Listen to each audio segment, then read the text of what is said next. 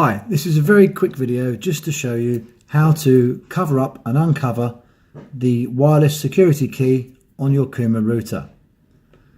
When the unit is shipped, it may or may not have the key visible. If the key is invisible, simply press the menu button 10 times and scroll down to the Wi-Fi key option. Select using the power button. A tick will appear. Press the menu button to go back and the power button to return to the home screen. Then the wireless key will appear. To mask, same process. Press the menu button 10 times. Down to the Wi-Fi key. Uncheck using the power.